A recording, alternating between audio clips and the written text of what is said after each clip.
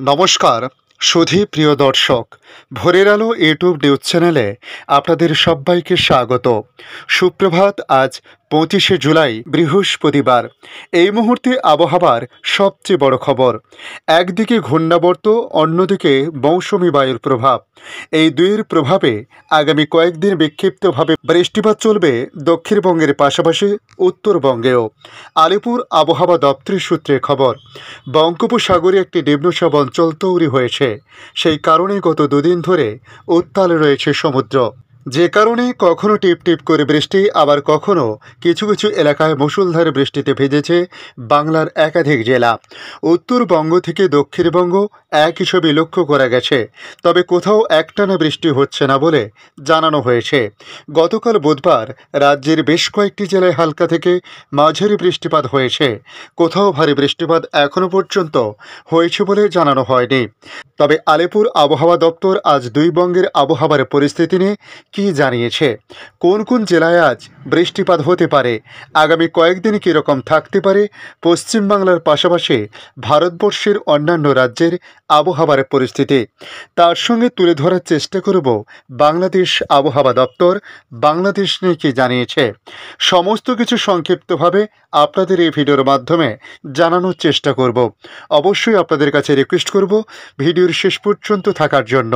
দেখে নিন আজকের লেটেস্ট আপডেটে কি জানিয়েছে আবহাওয়া দপ্তর। আলিপুর আবহাওয়া দপ্তরের সূত্রে খবর, বঙ্গোপসাগরে একটি নিম্নচাপ অঞ্চল তৈরি হয়েছে। সেই কারণে গত 3 দিন ধরে উত্তাল ছিল সমুদ্র। কোনো কোনো সময় ঘন্টায় 40, আবার কখনো 50 কিলোমিটার বেগে ঝোড়ো হাওয়া বইছে উত্তর পশ্চিম এবং পশ্চিম মধ্য বঙ্গোপসাগরের উপরে। নিম্নচাপের জেরে গত মঙ্গলবার পর্যন্ত বেশ কয়েকটি জেলায় মাঝারি ভারী বৃষ্টিপাত হয়েছে। তবে গতকাল বুধবার থেকে ভারী বৃষ্টিপাত আর সেভাবে লক্ষ্য করা যায়নি। বিক্ষিপ্ত বৃষ্টিপাত হয়েছে এই পর্যন্ত। আলিপুর আবহাওয়া দপ্তরের সূত্রে খবর, রাজ্যের প্রায় সব জেলাতে আগামী শনিবার পর্যন্ত হালকা থেকে মাঝারি বিক্ষিপ্ত বৃষ্টিপাত হতে পারে বলে জানানো হয়েছে। কোথাও কোথাও বইতে পারে ঝোড়ো হাওয়াও। সমুদ্র উত্তাল হওয়ায় মৎস্যজীবীদের মাছ ধরতে যেতে নিষেধ করা হয়েছে আবহাওয়া দপ্তরের তরফ থেকে। আগামী 26শে জুলাই পর্যন্ত সমুদ্রে যেতে নিষেধাজ্ঞা জারি করা হয়েছে। গতকাল বুধবারও কলকাতার আকাশ মেঘাচ্ছন্ন ছিল, বিক্ষিপ্ত বৃষ্টিপাত হয়েছে। আজও কলকাতায় বিক্ষিপ্ত বৃষ্টিপাতের সম্ভাবনা রয়েছে। আবহাওয়া দপ্তর জানাচ্ছে, ঘূর্ণাবর্ত বিস্তৃত আছে, তার সঙ্গে মৌসুমি অক্ষরেখাও।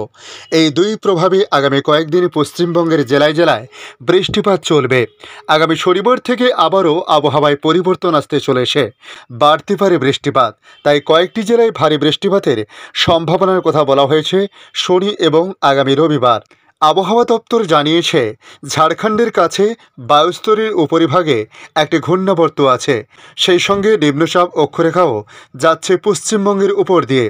ডালটনগঞ্জ ক্যানিং হয়ে মধ্য বঙ্গোপসাগর পর্যন্ত বিস্তৃত আছে। তার জেরে আগামী কয়েকদিন দক্ষিণবঙ্গে হালকা থেকে মাঝারি বৃষ্টি চলবে।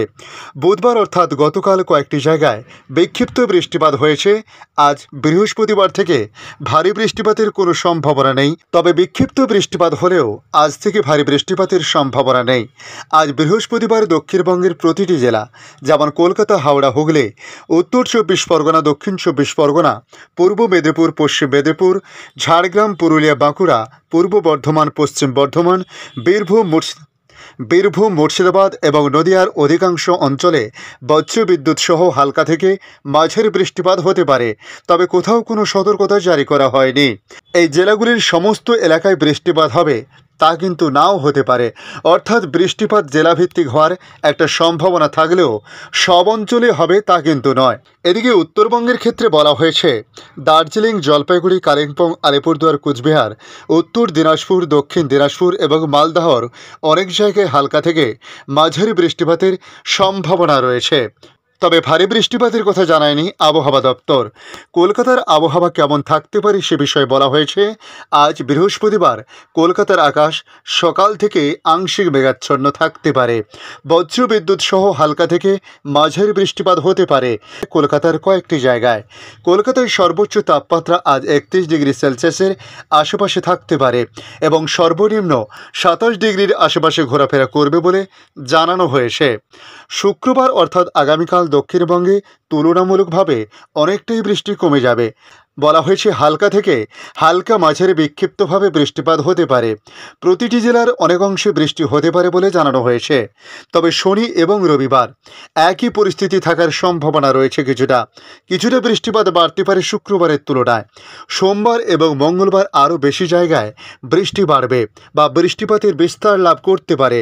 আগামী সপ্তাহে প্রথম কর্মদিবস এবং দ্বিতীয় কর্মদিবসে দক্ষিণবঙ্গের প্রতিটি জেলার অধিকাংশ জায়গায় বজ্রবিদ্যুৎ সহ হালকা থেকে মাঝারি বৃষ্টি হবে।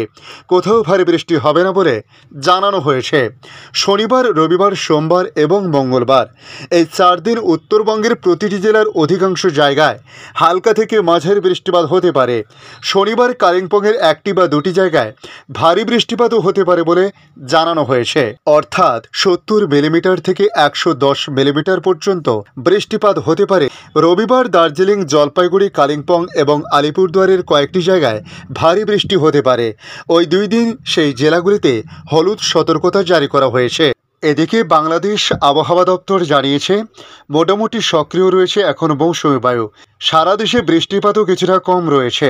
চলতি সপ্তাহের বাকি দিনগুলোতে সব বিভাগেই বিচ্ছিন্নভাবে কম বেশি বৃষ্টিপাত হতে পারে।